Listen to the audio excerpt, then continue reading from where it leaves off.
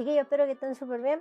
Para terminar la unidad 2, ahora los invito a la última etapa de esta chiquitilla de proceso posterior a la independencia de Chile, de haber pasado por los ensayos constitucionales, ¿cierto?, de la República Conservadora. Ahora vendría esta última etapa, que vendría siendo el de la República Liberal, que duró 30 añitos también, desde 1861 a 1891. Y indicando ahí también un poquito el cuadro que aparece del combate naval de Iquique, porque en este momento de la historia de Chile es cuando ocurre la Guerra del Pacífico, para tomarlo así como con pequeños detalles. En base a eso, hay que hacer un marco temporal para que lo recuerde, ¿cierto?, de que de 1823 al 31 fue este periodo de los ensayos constitucionales donde hubieron 3, ¿verdad?, que uno no sirvió, el otro tampoco, que ocurrió esto de anarquía, ensayos políticos, que si servían o no servían, hasta que hubo una guerra civil, que fue la batalla de Lircay, y ahí pasamos a lo que fue la República Conservadora, de 1831 al 61, que lo vimos en la actividad anterior, donde estos 3 presidentes duraban 10 años en sus cargos. Los 3 eran del bando conservador y era la pillería que aparecía en la Constitución de 1833 porque se podían reelegir. Y después de eso pasaríamos a la etapa que nos convoca ahora, que es la República Liberal, y de la expansión nacional, porque aquí Chile empieza a obtener territorios, a ganar y a perder territorios, y terminando como sería hoy en día el país que es hoy en día Chile territorialmente. Entonces, ¿qué es lo nuevo? Durante la República Conservadora, ¿cierto?, autoritaria, está justamente el bando conservador, porque era este bando enemigo. Acuérdense que son 2, que son o los conservadores o los liberales, los que se llevan mal, para resumirlo a fin de cuentas. Y durante la República Conservadora son los del bando conservador los que gobiernan estos 3 presidentes, ¿ya? Es una república autoritaria y el poder ejecutivo, que vendría siendo el presidente de la república, posee muchas atribuciones, que fue lo que dijimos en la clase anterior. Y la religión católica es la única religión que se permite aquí en Chile durante ese periodo de la República Conservadora. Por lo tanto, no puede haber gente que sea de otra religión porque es como casi hereje y no se puede aceptar. En cambio, cuando se pasa a la República Liberal, ¿cierto?, gobierna, esta vez los presidentes que salen en ese periodo son del Partido Liberal, ya no hay presidentes del bando conservador, y se logra un equilibrio, ¿cierto?, ahí entre las atribuciones que tiene el presidente del Poder Ejecutivo y lo que tiene el Poder Legislativo, que vendría siendo el Congreso, los que ven las leyes. Aparte de eso, como se hace ese nivel, el presidente no es que pierda, pero no toma todas las atribuciones, ¿cierto?, que no le deberían corresponder en la República Liberal. Por lo tanto, disminuye a lo justo y necesario que debería hacer el presidente.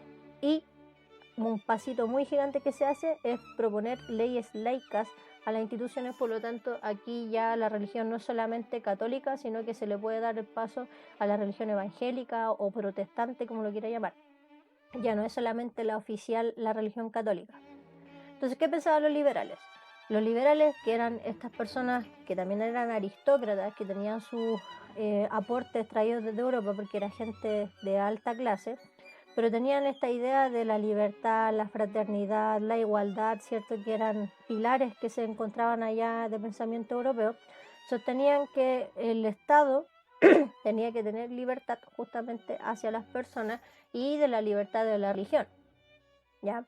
Entonces, esa idea destacaba en la tarea que tenían estos gobiernos, ¿cierto?, estos presidentes durante la República Liberal. La reforma de modificar alguna parte de la ley de la Constitución de 1833 hizo que ahora los presidentes, por ejemplo, no se reeligieran y que duraran el tiempo que tenían que durar.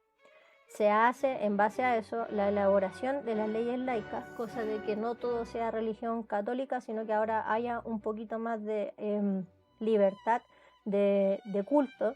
Y además, durante este proceso se hace la expansión del territorio nacional, que es lo que vamos a mencionar un poquito ahí en lo que fue la Guerra del Pacífico, ¿ya? Entonces, aquí en este periodo van a haber 5 presidentes, usted los ve ahí, José Joaquín Pérez, ¿cierto? Caballero de Errázuriz, Aníbal Pinto, Domingo Santa María, José Manuel Balmaceda, todo ello duran lo que tienen que durar como correspondería, excepto José Joaquín Pérez, que duró 10 años, porque en ese periodo se hace la reforma para que los presidentes no duren 10 años, pero él alcanzó a durar ese periodo porque se estaba modificando ahí la Constitución, ¿ya? Y cada uno hizo su aporte como corresponde. Entonces aquí en esta reforma, ¿cuál es la idea? Que quede escrito en el papel, ¿cierto?, la Constitución, de que el presidente, que es el Poder Ejecutivo, se eliminen ciertas atribuciones y una de esas pueda reelegir. Eso cambia en la República Liberal, cosa buena. También se le da atribuciones al Poder Legislativo, a los ministros, ¿cierto?, y al Congreso, cosa que no había tanto en la República Conservadora, y además se amplían los derechos ciudadanos, que ese era como el fin del pensamiento liberal, de que la gente pudiera optar a su opinión. Entonces aquí la gente ahora que puede, como dice ahí, saber leer y escribir, ya tiene una atribución más, porque antes el dueño de los trabajadores era el que tomaba las decisiones por ellos, y ellos quedan así como, pucha, qué penita, porque nunca tenemos nuestra opinión. Aquí sí. Y esta es la actividad que tiene que hacer, ¿ya?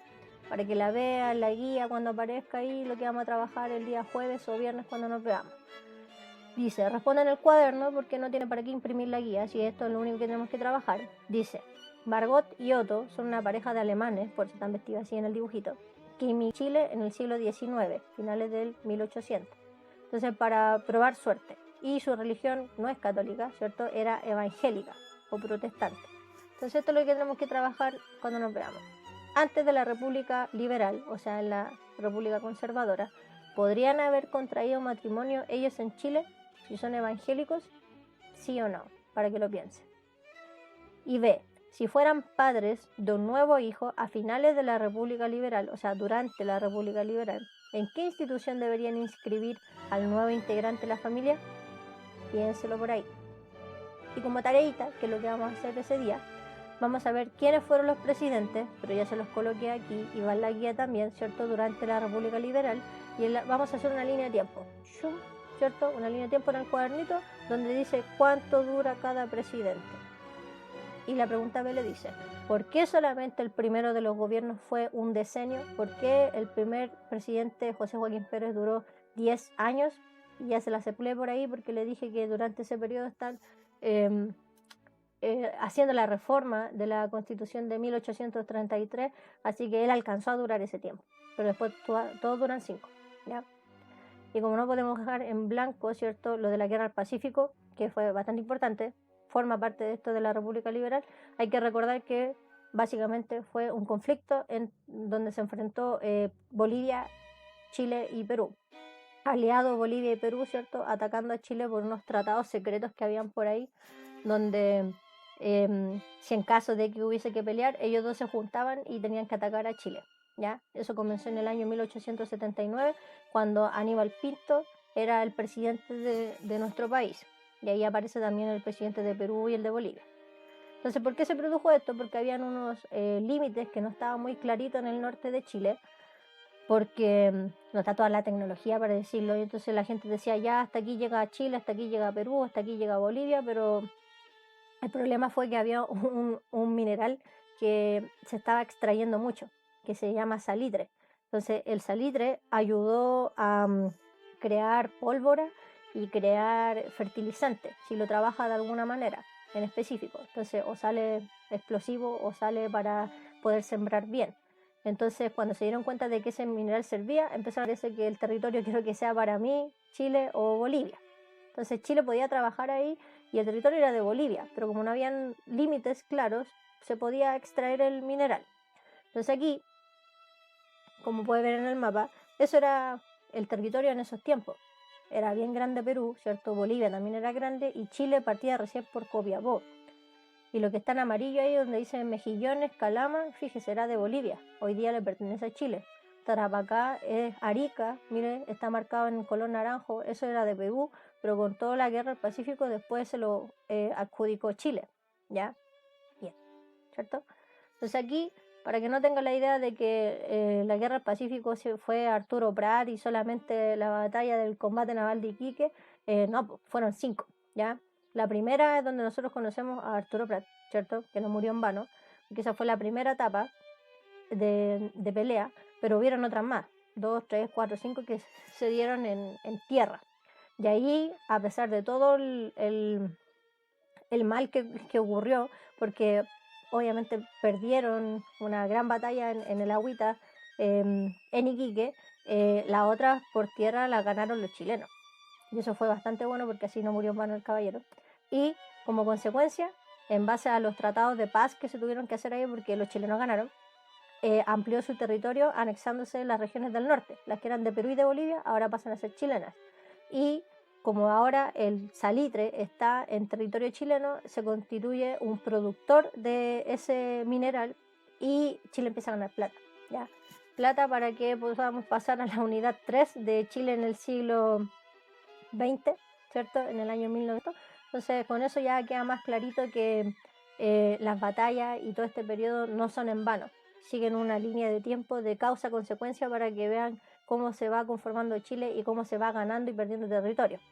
Y de pasadita, para nombrarla ahí, Chile tenía harto territorio en Argentina, pero cuando se dieron cuenta de que estaba peleando Chile en el norte con Perú y Bolivia, Argentina dijo, ya, quiero este territorio, que sería la Patagonia, y para qué vamos a pelear más, mejor se lo damos, y así perdemos esa gran extensión, pero no para tener un enemigo más, en vista de que nosotros estamos peleando en el norte.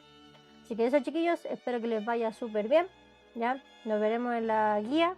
Descansen y nos ponemos al día con las actividades, ¿ya? Cuídense, un abracito para todos.